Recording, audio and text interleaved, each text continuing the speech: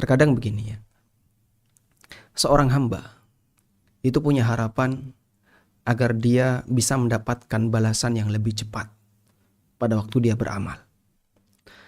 Sementara kita diuji oleh Allah dalam kehidupan ini sampai kapan? Sampai mati. Sebagaimana yang Allah firmankan dalam Al-Quran, Alladzi khalaqal mauta wal hayata liyabluwakum ayyukum ahsanu amala. Dialah yang menciptakan kematian dan kehidupan untuk menguji kalian, siapa di antara kalian yang paling baik amalnya. Dalam beramal kita butuh sabar, karena tugas kita untuk beramal itu sampai mati. Allah Ta'ala berfirman, wa'bud rabbaka hatta ya'tiyakal yaqin. Sembahlah Rabbmu sampai datang kepadamu kematian. Dan Allah menjanjikan bahwa balasan itu hanya akan dipenuhi ketika di yaumil qiyamah. Sebagaimana yang Allah firmankan, kullu nafsin dha'iqatul maut wa innama tuwaffawna ujurakum yaumal qiyamah. Setiap yang bernyawa, setiap jiwa pasti akan merasakan kematian. Wa innama tuwaffawna ujurakum. Dan pahala kalian, balasan untuk kalian hanya akan dipenuhi besok di yaumil qiyamah.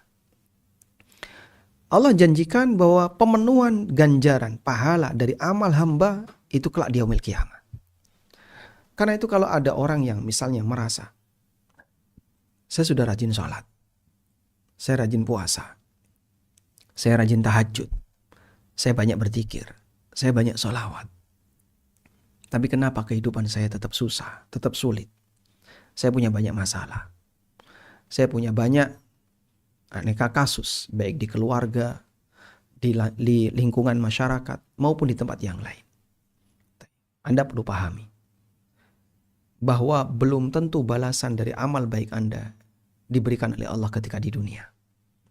Allah simpan di akhirat. Dan adanya aneka masalah itu sebagai ujian yang harus Anda hadapi sampai mati. Karena setiap orang yang hidup di dunia ini pasti dia akan mengalami aneka ujian tadi. Yang menuntut kita untuk sabar dan sabar. Sehingga kita tidak sholat dalam rangka agar kita jadi kaya. Kita tidak puasa dengan harapan rezeki kita jadi lancar. Kita tidak tahajud dengan maksud agar seluruh utang kita lunas. Bukan untuk itu. Tapi kita beribadah karena itulah tugas kita sebagai hamba sampai kita mati. Selanjutnya masalah apakah ada ujian dan tidak. Kembalikan kepada kehendak Allah. Karena Allah berkehendak untuk memberikan ujian kepada hambanya. Ada di antara hamba yang mereka diuji oleh Allah sampai mati. Dan ujian itu dia hadapi sampai mati. Ada yang disiksa sampai akhirnya dia mati. Artinya apa? Ujian itu tidak hilang sampai dia mati. Nabi Muhammad SAW pada waktu beliau di Mekah, datang Khabbab ibn al-Arat kepada beliau. Ya Rasulullah, ala tastansir lana. Ya Rasulullah, kenapa Anda tidak segera berdoa kepada Allah? Mohon agar Allah menurunkan pertolongan sehingga kita bisa terlepas dari seluruh beban ujian di Mekah ini. Lalu Nabi SAW menguatkan semangat Khabbab ibn al-Arat dengan beliau ceritakan. Dulu ada seorang Nabi yang dia badannya dipendam sampai di dada. Fa'utya bil minsyar. Kemudian dibawakan gergaji. Lalu kepalanya digergaji. Sampai terbelah, mati. Ada yang disisir dengan sisir besi. Sampai kemudian kulit-kulit kepalanya terkelupas karena sisir besi. Sampai akhirnya dia mati. Ada yang diuji dengan kemiskinan. Sampai kutu itu memakan dagingnya. Kemudian dia mati. Ada yang diuji dengan A, diuji dengan B. Demikianlah kejadian yang dialami oleh para nabi. Mereka diuji oleh Allah sampai mati. Dan itu tidak menggeser ketaatan mereka kepada Allah. Tidak menggoyahkan ketaatan mereka kepada Allah. Mereka tetap beribadah. Sampai akhirnya mereka mati dalam posisi dapat ujian. Kita juga harusnya seperti itu. Kita terus beribadah. Dan kita tidak mengeluhkan ibadah kita. Kenapa tidak segera datang pertolongan Allah? Kenapa masalah terus ada pada diri kita? Sebagaimana para nabi masa silam, masalah terus ada pada diri mereka sampai mereka mati. Dan mereka tidak berhenti ibadah.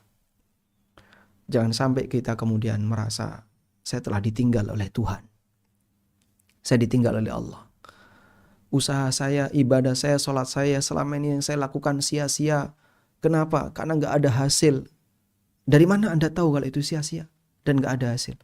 Buktinya Pak Ustadz, utang saya gak pernah lunas. Apakah Anda sholat untuk melunasi utang? Apakah Anda puasa biar Anda kaya? Bukan untuk itu. Kita sholat, kita puasa. Karena itu tugas kita sebagai hamba yang telah diciptakan oleh Allah. Wa ma khalaqtul jinna wal insa illa liya'budun. Sedangkan keberadaan musibah, masalah, itu bagian dari bawaan hidup yang tidak akan pernah lepas. Karena kita akan diuji oleh Allah sampai mati. Di posisi inilah kita perlu memisahkan.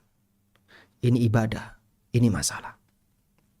Anda beribadah karena Anda menjalankan tugas sebagai hamba.